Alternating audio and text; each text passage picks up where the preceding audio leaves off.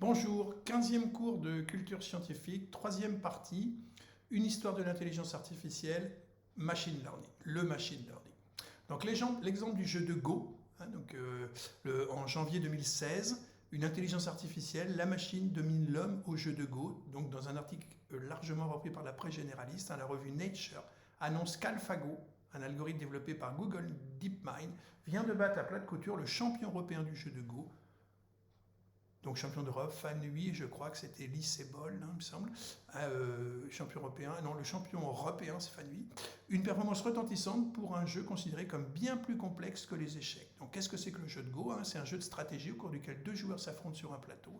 Le plateau, qu'on appelle Goban, comporte 361 intersections, il y a 16 lignes horizontales, 16 lignes verticales.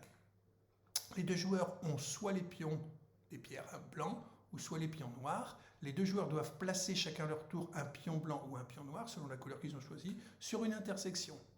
16 et 19, j'ai dit en ligne. Ces pions sont tous les mêmes et ne peuvent pas être bougés une fois posés. Le but du jeu est de dessiner des territoires les plus vastes possibles en encerclant les pions de l'adversaire tout en évitant les captures de ces pions par l'adversaire. Un pion peut être capturé, il faut enlever les libertés de ce pion, c'est-à-dire les encercler entièrement, les diagonales ne comptent pas. Dans l'exemple ci-dessus, les deux pions noirs sont encerclés, les joueurs blancs les retirent donc du jeu et gagnent des points. Le but du jeu est de contrôler le plus de territoire possible, soit des ensembles de pions ou des intersections vides, mais ne pouvant pas être prises par l'adversaire. Si vous avez encerclé un territoire, placer un pion à l'intérieur équivaudrait à un suicide. Quand il n'y a plus de place libre pour placer un pion, le jeu s'arrête et on compte les points. Les intersections vides à l'intérieur de ces territoires, plus les pièces capturées.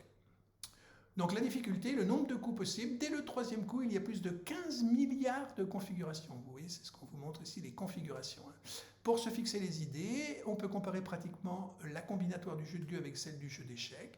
Le nombre de coups possibles dans une position typique avoisine en moyenne 300 au jeu de Go contre 40 aux échecs. Le nombre de coups joués dans une partie typique avoisine 250 au Go contre 100 aux échecs. Et enfin, la taille très approximative de l'arbre des possibilités du jeu de Go est d'environ 10 puissance 600, alors que celui du jeu d'échecs n'est seulement que des 10 puissance 50 environ.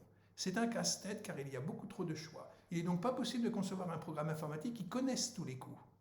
L'IA, elle, ne va pas mémoriser tous les coups. Elle va utiliser ses algorithmes en programmant les règles du jeu et sa mémoire, les données, des milliers de parties jouées par des joueurs humains. On analyse chaque partie coup par coup. Pour chaque situation donnée, on attribue une note pour chaque coup. La note la plus élevée désigne le meilleur coup à jouer, c'est-à-dire le mieux adapté à la situation, par exemple 8,5.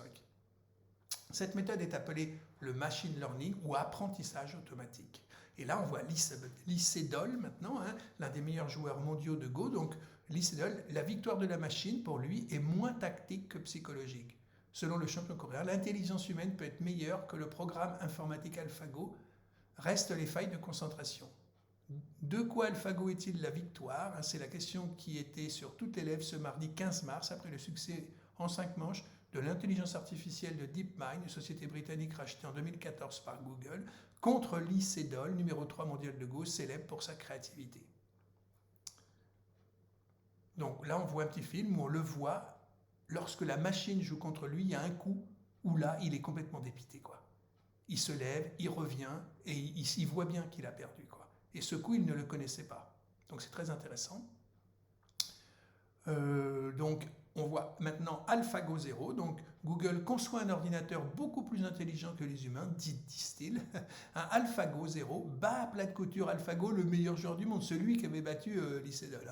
Donc on dit, ah bon, vraiment, non. Et en plus, uniquement dédié pour le jeu de Go. Oui, Google conçoit un ordinateur beaucoup. C'est quand même une phrase un peu lourde, quoi, qui va faire vendre. Intelligence artificielle, toujours plus puissant, AlphaGo apprend désormais sans données humaines. Donc on voit dans Nature cette publication. Un objectif de longue date de l'intelligence artificielle est un algorithme qui apprend tabula rasa, une compétence surhumaine dans des domaines difficiles. Récemment, AlphaGo est devenu le premier programme à vaincre un champion du monde au jeu de Go. La recherche arborescente dans AlphaGo a évalué les positions et sélectionné les mouvements à l'aide de réseaux de neurones profonds. Ces réseaux de neurones étaient entraînés par un apprentissage supervisé à partir de mouvements d'experts humains et par un apprentissage par renforcement à partir d'un jeu personnel. Ici, nous introduisons un algorithme basé uniquement sur l'apprentissage par renforcement, sans données humaines, conseils ou connaissances du domaine au-delà des règles du jeu. AlphaGo devient son propre professeur. Un réseau de neurones est formé pour prédire les propres sélections de mouvements d'AlphaGo, ainsi que le gagnant des jeux d'AlphaGo. Ce réseau de neurones améliore la force de la recherche arborescente, ce qui se traduit par une sélection de mouvements de meilleure qualité, un auto-jeu plus fort lors de la prochaine itération. À partir de Tabula Rasa, notre nouveau programme AlphaGo 0 a réalisé des performances surhumaines, gagnant 100-0 contre AlphaGo, vainqueur du champion du monde. Donc voilà, c'est incroyable quoi. Aujourd'hui, certaines IA apprennent toutes seules, seulement en connaissant les règles du jeu, en analysant les parties, sans qu'on les aide. Autrement dit, on ne leur donne donc pas de recettes préécrites ni de notes pour chaque coup. On la laisse chercher pour arriver au meilleur résultat possible. On appelle ce genre d'algorithme l'apprentissage profond ou deep learning. Pour fonctionner, il faut fournir à l'IA le plus grand nombre d'exemples possible. Donc à partir de cette immense base de données, l'IA peut extraire des informations qui nous échappent, ce qu'un joueur professionnel qualifierait d'intuition. Mais pour la machine, il s'agit de millions d'informations recoupées entre elles. Comme cela, il peut créer de nouvelles stratégies et les tester en jouant contre elle-même, ce qu'on appelle l'apprentissage par renforcement. Plus elle fait de parties, plus elle teste ses coups et les parades possibles, et à chaque fois, sa base de données s'enrichit. Point de départ pour AlphaGo, base de parties jouée par des experts humains, et si on s'en passait, AlphaGo 0 2017. Un seul réseau de neurones, uniquement de l'apprentissage par renforcement. Puis l'irruption de l'intelligence artificielle dans l'analyse de données. L'intelligence artificielle va investir énormément de domaines dans lesquels l'analyse de données permet d'automatiser les décisions. La finance avec le trading, la gestion des flux urbains comme les transports ou l'énergie.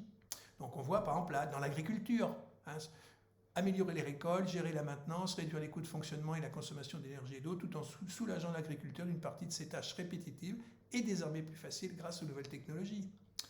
Donc elle va envahir aussi la médecine. Alors là, où les algorithmes pourraient suppléer les médecins. Donc là, il y a des tas d'applications. On a eu Watson, en 2006, un outil indispensable dans le domaine de la santé, est un système informatique apte à se procurer, mobiliser et octroyer des connaissances expertes tout terrain. Ce robot se met au service des domaines très diversifiés actuellement. Il est utilisé dans des centres de santé en Amérique. C'est déjà vieux. Il est le parfait assistant des médecins, essentiellement dans le domaine de l'oncologie, les cancers pour l'instant. À ce moment-là, pardon. Da Vinci, l'incroyable robot chirurgical, donc il opère. Erasme, le premier hôpital belge, à faire l'acquisition du robot chirurgical Rosa, le robot d'aide à la chirurgie du cerveau et de la colonne vertébrale. C'est incroyable. L'IA bat les médecins dans un concours en neuroimagerie. Alors l'imagerie, l'intelligence artificielle serait plus efficace pour identifier des maladies chez l'humain. Probablement un système d'intelligence artificielle a réussi 2 concours organisés en Chine à Beijing pour diagnostiquer des tumeurs cérébrales et prédire l'expansion des hématomes, et ce face à l'élite médicale. La psychose au centre d'une étude collaborative Canada-Europe. Un autre domaine, c'est les objets interactifs. Évidemment, comme l'automobile, on nous annonce la voiture autonome, c'est toujours un problème. Il y avait un petit film qui nous montrait un monsieur qui a créé une start-up, je crois en Suisse. Regardez le calendrier. 2010, 2014, 2015, 2018, 2017, 2016, 2016, 2017, 2018, 2019, 2020, circulation de véhicules automatisés de niveau 3, on va voir ce que ça veut dire, sécurisé. 2021, 2022, on est en 2023, circulation de véhicules automatisés de niveau 4, développement des cas d'usage, de logistique et de fret automatisés. Donc qu'est-ce que ça veut dire le niveau 3? C'est qu'on voit en haut accélération, freinage et volant, c'est la machine qui le fait. Surveillance de la route, c'est la machine qui le fait. Contrôle en cas de problème, c'est l'homme. Et ça ne roule que sur certaines routes. Mais on a vu que le niveau 4, on a encore avancé d'un pas là, c'est la machine qui va contrôler en cas de problème. Voilà. Donc conduite autonome et responsabilité en cas d'accident, la promesse un peu étrange de Mercedes. Donc, on est en 2022, il y a un an, déployé sur les classes S en Allemagne, son système de conduite autonome Drive Pilot et désire fortement l'exporter aux États-Unis. On est dedans, on y est. Waymo trace sa route autonome. La filiale de Google va proposer un service de robot-taxi à Los Angeles. On est toujours en 2022, fin 2022. Voilà. Alors, un petit peu d'humour. Le Paris, place de la Concorde, oulala. Bangalore, en Inde, oulala. Donc, comment la voiture autonome pourrait-elle conduire dans ces situations? Un petit peu d'humour avec... ce Luc Julia qui nous dit quelque chose dans une de ses conférences, l'histoire de la voiture autonome et du panneau stop porté par un homme marchant sur le trottoir. Donc Waymo qui expérimente des voitures autonomes, dans les routes à San Francisco, par exemple, à Los Angeles, je ne sais plus. La voiture roule sur la route avec un superviseur derrière le volant et la voiture s'est arrêtée Et le superviseur ne comprend pas pourquoi elle s'est arrêtée en roulant. Elle se réarrête 1,50 m plus loin, etc. Elle s'arrête plusieurs fois, et donc le superviseur fait un petit peu attention. Enfin, il dit, mais qu'est-ce qui se passe? Il ne comprend pas. Et il voit un monsieur qui fait des travaux, qui marche sur le trottoir avec un panneau stop sur son épaule. Bah oui, la machine, elle voit un panneau stop. Elle n'interprète pas. Donc ça, c'est intéressant. Les bracelets de santé, les assistants numériques embarqués dans les téléphones portables et chatbots. Les applications d'intelligence, chaque semaine, au Japon, il y a le téléjournal qui est présenté par un robot nommé Erika. Donc on voit Erika s'exprimer avec son créateur là. C'est incroyable. Attention, pour dissiper les fantasmes, on distingue une intelligence artificielle faible d'une intelligence artificielle forte. Donc on voit un peu les systèmes experts, donc qui est un petit peu oublié là, du côté droit, la théorie des jeux, imiter le comportement, simulation d'intelligence, l'intelligence artificielle faible, les automates. Voilà où on en est aujourd'hui là. L'intelligence artificielle faible, on la maîtrise.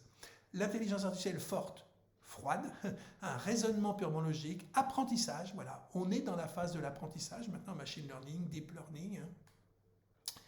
Et un jour, on nous annonce l'intelligence artificielle forte, sensible, émotion, libre arbitre, conscience de soi. Oui, on n'y est pas, visiblement. Mais qu'est-ce qui va se passer dans pas longtemps? C'est ce qu'annonce Raymond Kurzweil, un professeur au MIT. Donc il nous dit, en 2045, au milieu du 21e siècle, la puissance des ordinateurs serait suffisante pour simuler un cerveau conscient, la singularité technologique. Donc la machine irait au-delà des capacités humaines, au moins nous égalerait et irait peut-être au-delà. Mais parfois l'innovation d'intelligence artificielle inquiète, oui, Antonio Aguirre, quelle intelligence pour l'humanité? Donc on n'était qu'en 2015, et on est déjà au moment où on s'inquiète des perspectives de l'intelligence artificielle. Donc, à ce moment-là, il est prof de physique, de cosmologie de l'Université de Californie de Santa Cruz. Il est inquiet pour l'avenir de l'humanité. La menace qu'il redoute ne vient pas du ciel, mais du cœur des machines inventées par les humains, les systèmes d'IA, qui sont en passe de devenir plus intelligents que leurs créateurs dans tous les domaines. L'avènement de l'IA est le plus grand défi de toute l'histoire humaine, on ne peut le comparer à rien dans ce style. De fait, dès qu'on parle de ce sujet, on se heurte à un paradoxe inédit. Par définition, le cerveau humain est incapable d'imaginer ce que pourront penser et créer des machines plus performantes que lui. D'où l'intérêt de se pencher sur la question pendant qu'il en a encore temps. Il y a bien sûr un scénario optimiste, les machines intelligentes se mettraient au service de l'homme pour améliorer sa condition, mais selon Antonio, les scénarios catastrophes doivent aussi être envisagés. Par exemple, les élites sociales contrôlant ces ordinateurs super intelligents pourraient se retrouver investies d'un pouvoir absolu sur le reste de l'humanité. À plus long terme, les machines pourraient ravir le pouvoir aux humains, les diriger, les asservir et pourquoi pas les exterminer. Professeur Aguirre s'amuse aussi à imaginer des dysfonctionnements. Si une machine conçue pour fabriquer des agrafes à papier décide de transformer toute la planète en agrafes, ce serait dommage. Voilà la Constitution, donc on voyait un acteur, la Morgan Freeman, Alan Guth, c'est un astrophysicien, Stephen Hawking qui est décédé, le physicien, Elon Musk qui est là. Voilà. Je vous remercie. Au revoir.